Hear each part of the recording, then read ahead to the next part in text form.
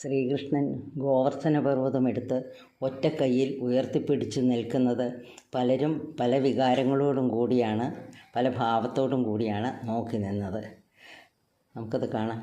ആനന്ദേന യശോദയ സമദനം ഗോപാംഗനാഭിശ്ചിരം സാശങ്കം വലവിദ്വിഷ സകുസുമൈ സിദ്ധൈ പൃഥുവ്യാകുലം ശീർഷ്യം ഗോപകുമാരകൈ സകുതുകം പൗരർജനൈ സസ്മിതം യോ ദൃഷ്ടാ സ പുനാതുനോ മുരരിപു പ്രോക്ഷിപ്ത ഗോവർദ്ധന. ആനന്ദേന യശോദയ, യശോദയ്ക്ക് നല്ല സന്തോഷത്തോടു കൂടിയിട്ടാണ് അമ്മ നോക്കി നിൽക്കുന്നത്. സമദനം ഗോപാംഗനമാരെങ്ങനെയാണ് സമദനം, കാമഭാവത്തോടു കൂടിയിട്ട് തന്നെയാണ് നോക്കുന്നത്. പിന്നെയോ സാശങ്കം വലവിദ്വിഷ, ദേവേന്ദ്രൻ എങ്ങനെയാണ് നോക്കി നിൽക്കുന്നത്? നമുക്കറിയാമല്ലോ എന്തിനായി ഗോവർദ്ധന പർവ്വതം എടുത്ത് പൊക്കിയതെന്ന്. ദേവേന്ദ്രൻ മഴ പെയ്ച്ചു, അതിനെ തടുക്കാനല്ലേ ഇങ്ങനെയൊക്കെ ചെയ്തു. അപ്പം ഞാൻ തോറ്റു പോകുമോ എന്നുള്ള സാശങ്കം, ആ ശങ്കയോട് കൂടിയിട്ടാണ് ഈ ദേവേന്ദ്രൻ നോക്കി നിന്നത്. സ കുസുമൈ സിദ്ധൈ, സിദ്ധന്മാരൊക്കെ പൂക്കളും ഒക്കെ ആയിട്ടാണ് നോക്കി നിന്നത്.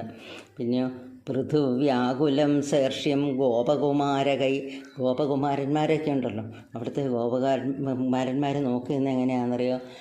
പൃഥുവ്യാകുലം, കുറച്ച് വ്യാകുലതയൊക്കെ ഉണ്ട്, മനസ്സിലൊരു വിഷമമൊക്കെ ഉണ്ട്. അയ്യോ ഈ കൃഷ്ണൻ എത്ര നേരം ഇത് പിടിച്ചു നിൽക്കും, ഇങ്ങനെ പല പല ആശങ്കയുണ്ടല്ലോ. പിന്നെയോ ശീർഷ്യം, അതേസമയം ഒരു ഈർഷ്യയുണ്ട്, ഒരു അസൂയയുണ്ട്. എങ്ങനെ നമ്മുടെ കൂടി കളിച്ചു കിടന്ന് ഇവനിതെങ്ങനെ പൊക്കിപ്പിടിക്കണം, അങ്ങനെ ഒരു ഭാവത്തിലാണ് അവർ നിൽക്കുന്നത്. ഗോപകുമാരകൈ സകുതുകം പൗരർജനൈ സസ്മിതം, പൗരജനങ്ങളൊക്കെ ഉണ്ടല്ലോ, കൗതുകത്തോട് കൂടിയിട്ട് ഇത് കൊള്ളാലോ എന്നുള്ള മട്ടിൽ സസ്മിതം, ഒരു പുഞ്ചിരിയൊക്കെ പൊഴിച്ചുകൊണ്ടാണ് അവർ നിൽക്കുന്നത്.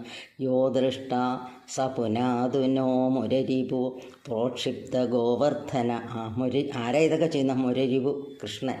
പ്രോക്ഷിപ്ത ഗോവർദ്ധന, ഗോവർദ്ധനം ഇങ്ങനെ ഒരു കയ്യിലിങ്ങനെ പൊക്കി പിടിച്ചിരിക്കുന്ന.